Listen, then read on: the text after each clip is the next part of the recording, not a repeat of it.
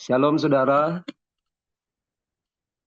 puji Tuhan, satu sukacita yang luar biasa kalau hari ini kita boleh ada dalam persekutuan doa mana pagi mana di hari ini, hari Selasa tanggal 11 November tahun 2025.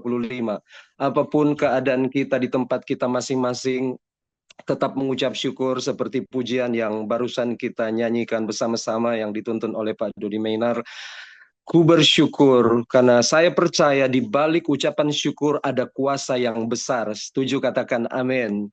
Di balik ucapan syukur sama seperti Yosua dan umat Israel mengelilingi tembok Yeriko dan tembok Yeriko diruntuhkan dengan kuasa sorak dan pujian. Sama seperti Rasul Paulus dan Silas di penjara Filipi. Suasana yang tidak mengenakan tetapi ada hadirat Tuhan. Dan saya percaya di mana ada hadirat Tuhan, ada pujian penyembahan, ada kebenaran firman Tuhan, maka sesuatu terjadi. Pastikan hari ini saudara, situasi apapun yang kita hadapi, firman itu menjadi bagian kita.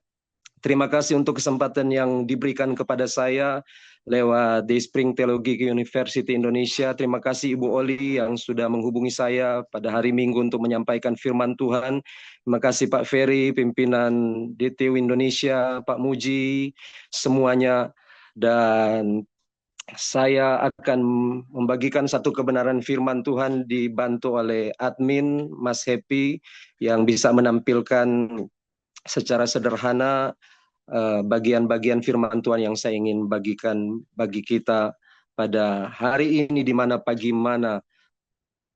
Bersama saya mengajak saudara untuk membuka di dalam Injil Matius pasal 7 ayat 15 sampai ayat 23. Sekali lagi firman Tuhan kita pada hari ini di persekutuan doa mana pagi mana saya ambil dalam Injil Matius pasal 7 ayat 15 sampai ayat 23. Tetapi hanya ayat 21 yang kita akan baca bersama-sama. Kalau Bapak Ibu Saudara bisa membaca bersama-sama dengan saya, mari kita akan baca dalam nama Tuhan Yesus Kristus secara responsoria, minimal kedengaran di telinga kita masing-masing di tempat kita. Matius pasal 7 ayat 21, ayat 15 sampai ayat 23, secara khusus kita akan baca ayat 21 dalam nama Tuhan Yesus Kristus. 2, 3.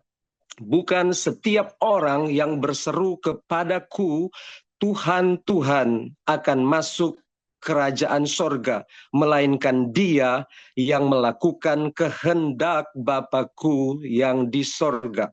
Puji Tuhan, demikian jauh pembacaan firman Tuhan kita pada hari ini.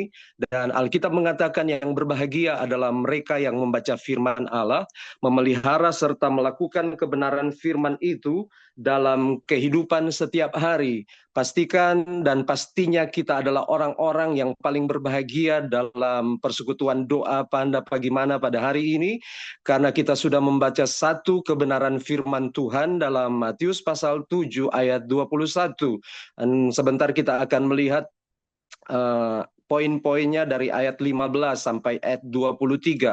Dan melalui pembacaan firman Tuhan kita hari ini, saya rindu share berbagi dengan Bapak Ibu Saudara di persekutuan doa mana pagi mana dengan satu tema, kunci masuk kerajaan sorga. Sama-sama saya bilang kunci masuk kerajaan sorga.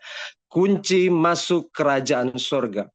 Saudara, kalau kita berbicara tentang kekristenan, maka bagi saya dan bagi kita semua orang yang mengaku Yesus Kristus Tuhan sebagai juru selamat, sebab dikatakan dalam Injil Yohanes pasal 1 ayat 12, setiap orang yang menerimanya, di sini menunjukkan kepada Tuhan, kepada Yesus sebagai Tuhan, sebagai kurios, penguasa tunggal, sebagai raja yang memerintah atas hidup kita. Dikatakan dalam Yohanes 1 ayat 12, setiap orang yang menerima Yesus diberinya kuasa. Kata kuasa dalam teks asli, saya coba studi kata dalam studi kata Greek Yunani, dipakai kata exousia, artinya ketika kita menerima Yesus sebagai Tuhan dan Juru Selamat, kita diberikan kuasa, diberikan otoritas, authority, diberikan wewenang, dan seperti yang dikatakan Markus pasal 16 ayat 15 sampai 18, setiap orang yang mengaku Yesus Kristus Tuhan dibaptis dan diselamatkan, tetapi siapa yang tidak percaya akan dihukum.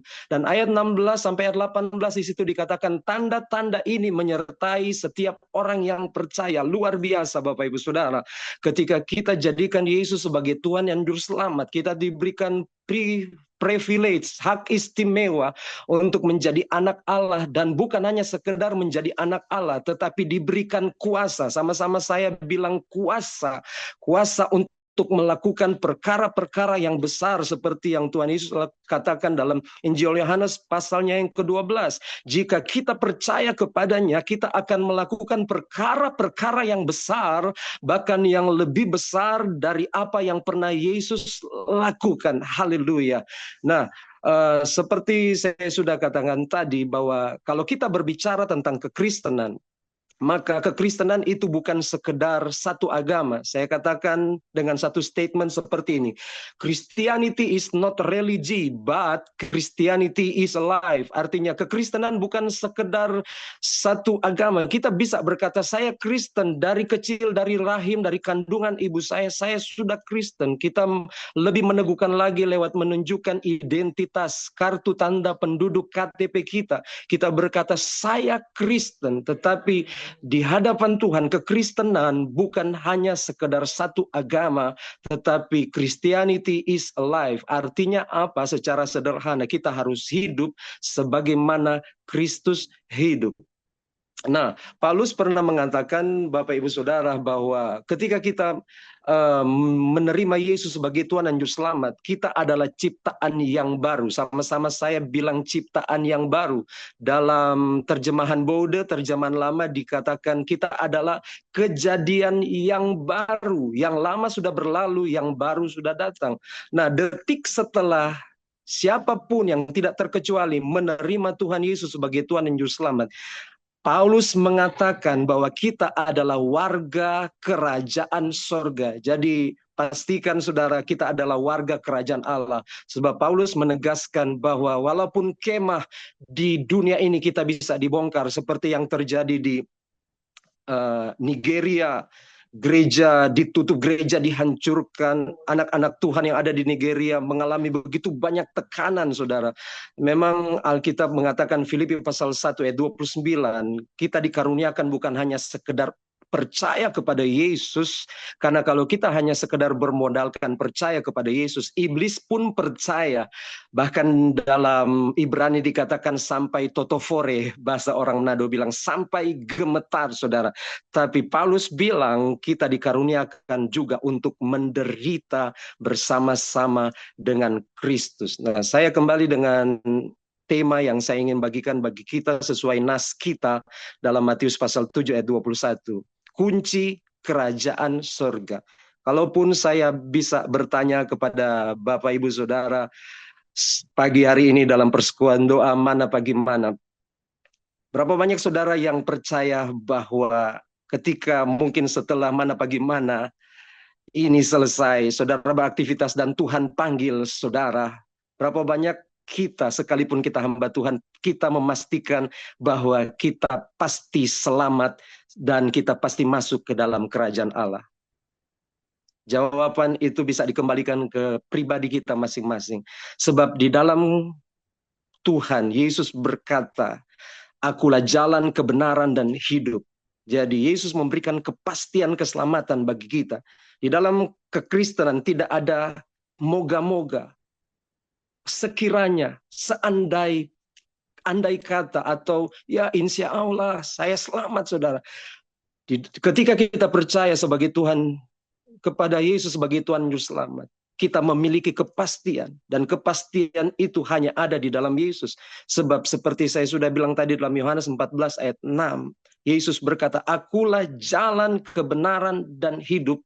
Tidak ada seorang pun yang dapat datang kepada Bapa kalau tidak melalui aku." Kisah Rasul 4 ayat 12 mengatakan bahwa di kolong langit ini tidak ada satu nama yang telah diberikan kepada manusia yang olehnya kita diselamatkan. Satu hal yang luar biasa, saudara, ketika kita menjadi orang Kristen, anak Tuhan, kita menjadi ciptaan yang baru, maka saya percaya kita memiliki kunci masuk dalam kerajaan Allah. Nah, menjadi pertanyaan sekarang, bagaimana supaya kita bisa masuk ke dalam kerajaan Allah? Karena Matius pasal 7 ayat 21 yang sudah kita baca bersama-sama tadi, bukan setiap orang yang berseru kepadaku, Tuhan, Tuhan, yang akan masuk ke dalam kerajaan sorga, melainkan dia yang melakukan kehendak Allah. Pertanyaan sekarang seperti saya barusan bilang, bagaimana supaya kita bisa masuk ke dalam kerajaan sorga? Secara sederhana saya bagikan poin yang pertama. Jawaban atas pertanyaan bagaimana supaya kita bisa masuk ke dalam kerajaan Allah melalui konteks Matius pasal 7 ayat 15 sampai ayat 23. Yang pertama, saya ingin bagikan bahwa hidup Kristen harus menghasilkan buah. Itu poin yang pertama. Bahwa untuk masuk ke dalam kerajaan Allah, kita harus menghasilkan buah. Saya tidak punya banyak waktu untuk membaca ayat demi ayat, tapi sebentar setelah MPM pagi hari ini, saya bisa ada perenungan sendiri, bisa membaca kembali apa yang disampaikan hari ini.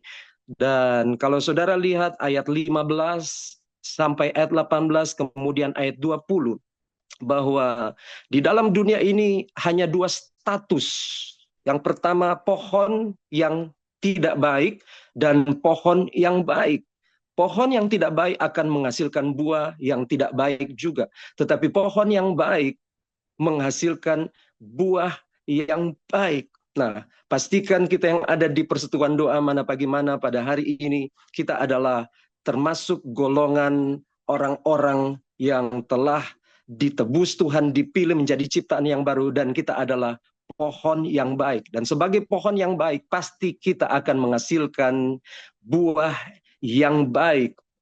Di dalam Filipi pasal 1 ayatnya yang ke-21, Paulus pun mengatakan, hidup adalah Kristus dan mati adalah keuntungan. Dan kalaupun aku hidup, kata Rasul Paulus, itu berarti hidup memberi buah. Saya percaya kita semua adalah orang-orang yang mengasihi Tuhan, yang telah ditebus oleh Tuhan. Dan saya berdoa selama kita diizinkan hidup, kita harus hidup menghasilkan buah. Karena hidup ini adalah kesempatan, life is opportunity. Kesempatan untuk menjadi berkat. Karena memang kita ditetapkan diberkati untuk memberkati. Kita diselamatkan untuk juga menyelamatkan yang terhilang. Yesus datang, kata Markus 10 ayat 45, supaya anak manusia datang, supaya menyelamatkan yang terhilang. Dan kalau kita lihat dalam mandate ilahi dari Kejadian 1 ayat 26 sampai 28, the Great Commission dalam Injil Matius pasal 28 ayat 19 dan 20, kemudian kalau saya baca di dalam Kisah Rasul pasal 1 ayat 8, secara konteks jauh dekatnya, maka kita melihat ketika kita menjadikan Yesus sebagai Tuhan dan Juru Selamat, kita harus menghasilkan buah. Dan kita jangan berkecil hati, sebab kita diperlengkapi oleh Tuhan. Kita diberi mandat ilahi, kata Kejadian 1 ayat 26 sampai 28. Bertambah banyaklah dan penuhilah bumi, berkuasalah atas semua ciptaan Tuhan. Matius 28 ayat 19 dan 20 sebagai the Great Commission, amanat agung. Pergilah, jadikanlah semua bangsa murid Tuhan, dan baptislah mereka dalam nama Bapa dan Anak dan Roh Kudus, dan Tuhan berjanji menyertai kita sampai kesudahan zaman. Secara cepat saya bagikan, ketika kita menjadi pohon yang baik, harus menghasilkan yang baik. Buah-buah apa saja yang harus kita hasilkan? Yang pertama, buah pertobatan, kata Matius 3 ayat 8, hasilkanlah buah sesuai dengan pertobatan. Yang kedua, dalam Galatia 5 ayatnya yang ke 21 sampai ayat 23, kita harus juga menghasilkan buah roh, kasih, sukacita, damai, sejahtera, kebenaran, kesabaran, kesetiaan, ketekunan, kebaikan, kemurahan, dan penguasaan diri. Tidak ada hukum yang menentang hal-hal itu. Yang ketiga, buah apa lagi yang harus kita hasilkan? Buah kebenaran setiap hari, saudara. Kalau cuman melihat kondisi kesehatan saya secara pribadi, Bapak Ibu Saudara yang ada di persekutuan doa mana pagi mana, saya punya keterbatasan dengan mata. Tetapi saya setiap pagi bangun, selain saya berdoa undang hadirat Tuhan, saya memperkatakan buah kebenaran. Saya berkata Yesaya 53 ayat 4 dan 5, segala penyakit dan kelemahanku telah ditanggung di dalam Yesus, dan oleh bilur-bilurku aku disembuhkan. Saya perkatakan Markus 16 ayat 16, bahwa tanda-tanda ini menyertai orang yang percaya. Mereka akan menumpangkan tangan atas orang sakit dan orang sakit menjadi sembuh. Saya perkatakan Yakobus 5 ayat 16 sebagai buah kebenaran. Saya beritahu bagi kita hari ini, apapun keadaan kita, mungkin saudara sementara menghadapi masalah pelayanan, masalah rumah tangga, masalah ekonomi, masalah apapun. Alkitab bilang dalam 1 Korintus 10 ayat 13, pencobaan-pencobaan yang kita alami hanyalah pencobaan biasa. Ketika kita memperkatakan firman, maka seperti Kejadian 1 ayat 1 sampai 21, firman itu berkuasa dari hari pertama sampai hari yang kelima. Tuhan menciptakan langit dan bumi dengan kuasa firman. Jadilah terang, maka terang itu jadilah. Jadilah benda-benda penerang yang ada di langit. Jadilah pohon-pohon, tumbuh-tumbuhan yang berbiji, ikan-ikan yang berkeriapan di dalam laut. Hanya dengan kuasa firman. Makanya saya bilang di kata-kata doa tadi, kita harus hidup oleh firman, sebab Matius 4 ayat 4, manusia hidup bukan dari roti saja. Jalani setiap hari ini yang Tuhan izinkan bagi kita bersama dengan Tuhan, dengan firman-Nya. Karena Yohanes 1 ayat 1 mengatakan, pada mulanya adalah firman, dan firman itu adalah Allah. Firman itu yang akan mengubahkan hidup kita, dan pastikan hari ini ada terobosan dalam hidup kita. Akan melihat mujizat demi mujizat, kemenangan demi kemenangan, kemuliaan demi kemuliaan Tuhan nyatakan dalam hidup kita. Hal yang kedua, saudara, untuk kita masuk ke dalam kerajaan Allah, yang pertama kita harus menghasilkan buah. Yang kedua, jika kita tidak menghasilkan buah, maka Matius pasal 7 ayat 19 mengatakan kita akan ditebang dan dimasukkan ke dalam api. Kalau saudara bisa lihat relevansinya dalam Injil Yohanes pasal 15 ayat 2 dan 6. Barang siapa yang tidak berbuah, ia dipotong dan dimasukkan, dilemparkan ke dalam api, saudara. Dan saya percaya, saudara, setiap kita mungkin akan mengalami seperti Pak Ferry beberapa kali sampaikan dalam seminarnya, atau di mana pagi mana pada hari Senin kemarin tentang semak duri, sudah part yang kedua untuk semak duri. Ada situasi-situasi yang sulit. Saya percaya semak duri itu bukan tujuan Tuhan untuk Musa. Sama seperti dalam Mazmur pasal 23 ayat 4. Lembah kekelaman, salmawet itu bukan tujuan Tuhan untuk Raja Daud, untuk saudara dan saya. Mungkin hari-hari ini saudara mengalami semak duri, padang gurun seperti kata Matius 4 ayat 1 sampai 11. Yesus pun mengalami semak duri, padang gurun. Daud mengalami lembah kekelaman, saudara. Saya pernah mengalami lembah kekelaman 26 tahun yang lalu. 2 hari yang lalu itu genap 26 tahun. 9 November tahun 1999 saya mengalami peristiwa kecelakaan, jatuh di jurang kurang lebih 30 meter. 6 jam keluar darah dari kepala saya, saudara. Tapi puji Tuhan, bagi saya life is miracle. Life is grace. Hidup ini anugerah, hidup ini mujizat. Makanya sampai hari ini apapun situasi boleh terjadi dalam hidup saya tetap tidak mau lepas dari Tuhan. Saya tetap melayani Tuhan. Walaupun sakit, walaupun ada tekanan, saudara.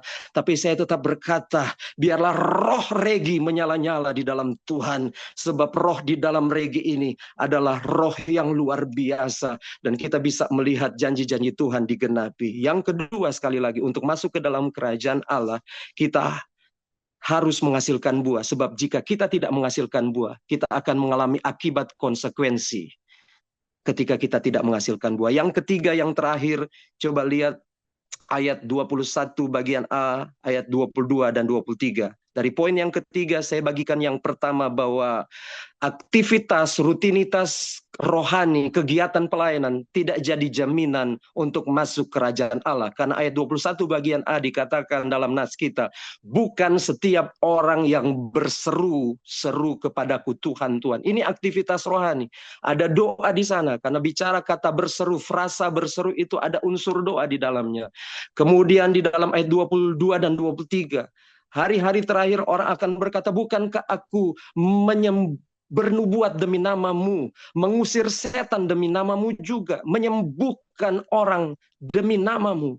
Tapi Yesus berkata, enyahlah engkau pembuat kejahatan. Dalam teks asli, saya coba studi kata, itu dalam bahasa Indonesia dipakai kata, enyahlah kamu, tinggalkan aku, semua orang pelanggar hukum, saudara. Hari ini saya berdoa, saudara, menjelang Yesus datang pada kali yang kedua. Kita sebagai gereja Tuhan, kita harus prepare the way for the King of Glory. Mempersiapkan jalan bagi datang Raja kemuliaan dengan cara kita harus hidup menghasilkan buah. Sebab jika kita tidak menghasilkan buah, kita mengalami konsekuensi. Dan yang ketiga, ketika kita konsisten dengan kebenaran firman Tuhan, aktivitas rohani, pelayanan tidak menjadi jaminan untuk kita masuk ke dalam kerajaan Allah. Yang jadi jaminan ayat 21 bagian B. Tetapi mereka yang melakukan kehendak Allah. Kehendak Allah dalam bahasa asli dipakai kata telema. Artinya keinginan atau kehendak Allah. Hari-hari ini Tuhan Yesus tidak lama lagi akan datang pada kali yang kedua. Sudah banyak hamba Tuhan dalam dan luar negeri mengatakan itu. Sudah tidak lama lagi akan datang. Saya tidak bisa memprediksi kapan Tuhan datang, tetapi sudah dekat. Mari kita mempersiapkan diri dengan cara melakukan kehendak Allah. Kehendak Allah yang mana? Yaitu tadi saya sudah bagikan. Kita harus menghasilkan buah, sebab jika kita tidak menghasilkan buah, ada konsekuensinya. Amin. Ini firman Tuhan yang saya bisa bagikan secara sederhana. Saya berdoa ada rema, message, pesan Tuhan yang kita bisa bagikan di sepanjang hari ini bagi orang-orang yang kita jumpai, bagi keluarga kita, bagi siapapun di sepanjang hari yang kita temui, di marketplace, di workplace, di tempat kita bekerja, dalam pelayanan, kita bisa menyampaikan firman Tuhan ini. Dan saya berdoa kebenaran itu ya akan menuntun kita hari lepas hari. Saya kembalikan kepada moderator. Tuhan Yesus memberkati. Shalom.